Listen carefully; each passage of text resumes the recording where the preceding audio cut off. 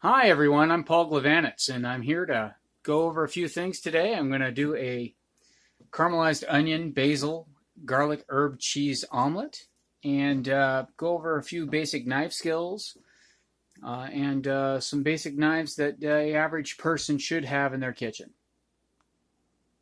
So what I have here right here is I have your average chef's knife.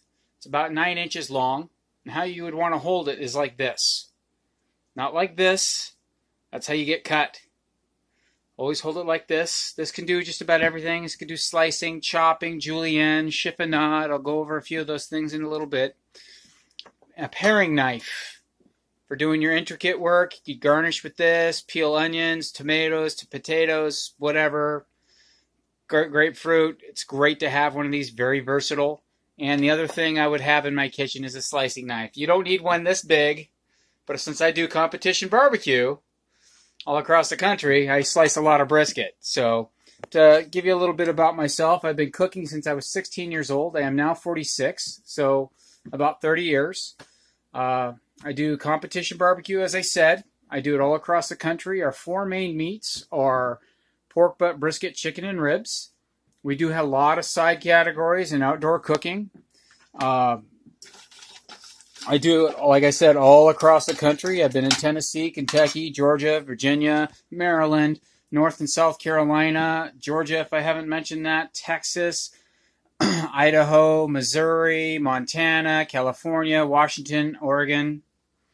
I've been all across, up in Canada as well. And hopefully in January, I'm going to be going to Tyrol, Italy, to do a contest over there in the Italian Alps. So what I'm going to do right now is I'm going to slice up an onion for these for the caramelized onion. What you do is you get your average onion right here. See? Onion. You take your French knife, you hold it like I showed you, just like so. Oh, well, you kind of want to leave that root end on there because that's what holds everything together. Like so. Cut it down the half right there. Always keeping your fingers away from the blade. Let me put that over there because we only really need half right now. Forgive my mess that I got going on here. Doing this in my girlfriend's kitchen. It's not mine. Peel off that outer edge right there because that peel makes good stock in that, but it's not edible. So your root end's over here. It's holding your onion together. And what you want to do is you want to make a claw with your fingers to keep your fingers away from the blade. You want to use your knuckles as your guide. Never raise your knife blade above your knuckles. Don't go all the way to the end. Just slice through the onion. I'm going to do a dice right here for our caramelized onions. Earlier I did sliced onions. So there you go. And I'm not an expert by any means, even though I've been doing this a long time. Take your time. Keep your your fingers away from the blade. Like I said, claw method. You want to do these sliced onions. Move your fingers back, holding the onion down. Just keep going. Just go slow. You don't have to rush it. Just keep going slow. Take your time. Food will get done when it gets done. Those guys that you see on the cooking shows and doing all their chef things, and you want to make sure all your crap is out of the way, unlike me. So there we go. This little bit, just thinly slice it. It's your root end. I cut the little root end off so you won't have that because it's hard. I'm going to drop a little butter in the pan over here and throw these onions in to caramelize. There we go.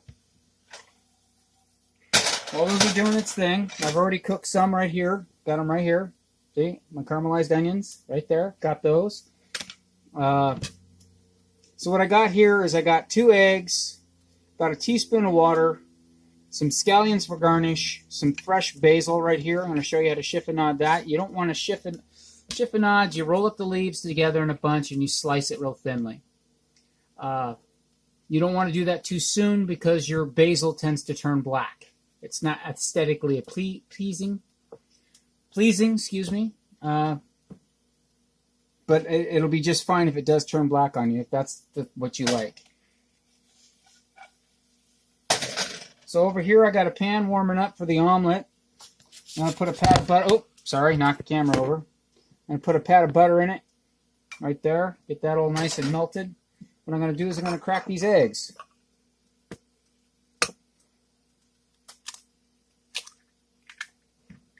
Most people crack them on the cutting board, do the one-handed thing, just like so.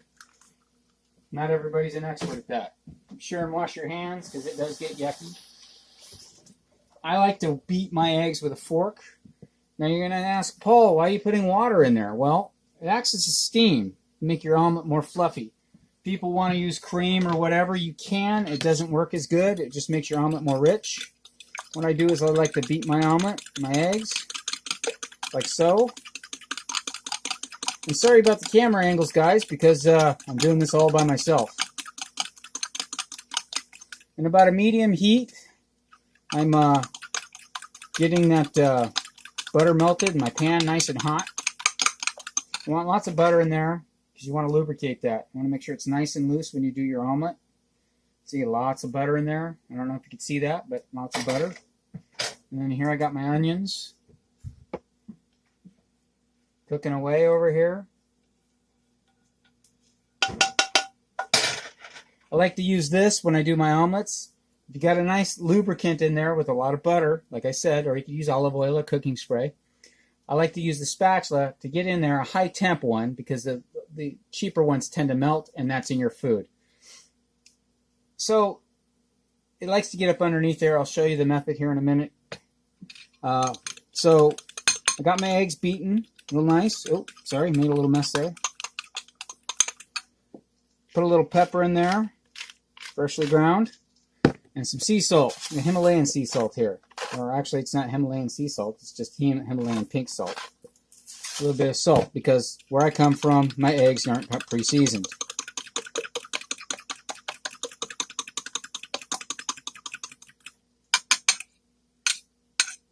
Okay, so that.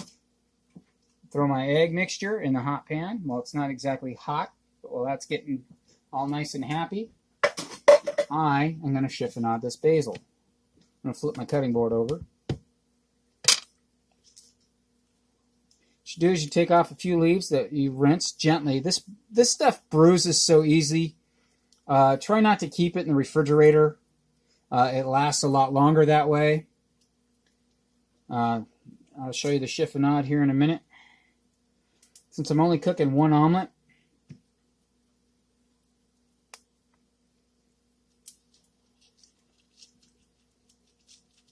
you don't need very much basil.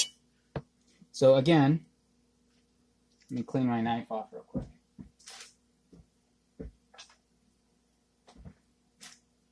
Again, sorry about that, guys. Chiffonade your basil like so.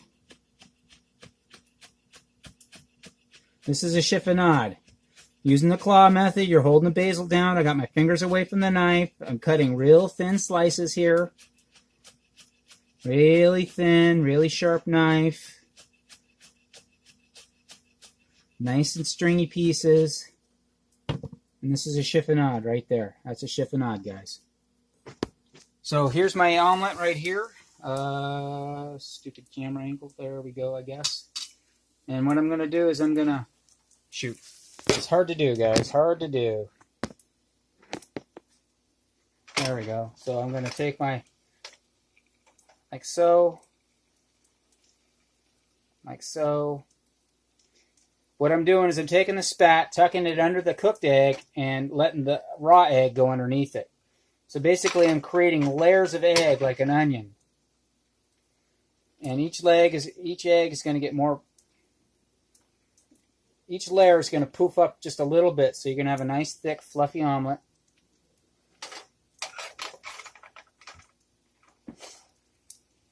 Then it gets to a point where it's kind of liquidy on top. That's okay. Like so.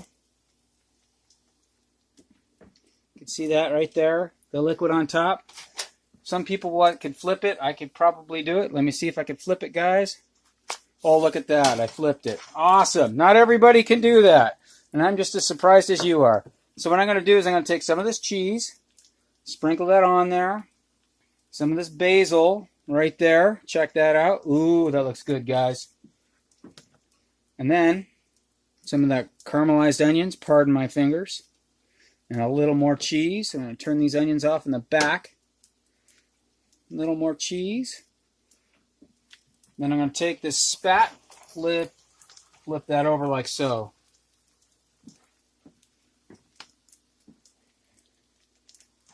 And what I like to do is I like to add just a teeny bit of water to it. Just a teeny bit of water just to accelerate that cheese melt. Throw it in the pan. You can hear the little sizzle. And then I take another pan and I usually put it right on top of it, like so. And that's what I do. That's how I make omelets. Just give it a few minutes, a few seconds actually. You don't need long. Shut the burner off. And I think that, see the steam right there coming up? Let me flip that omelet over a little bit. Not everybody does this. Everybody does it different.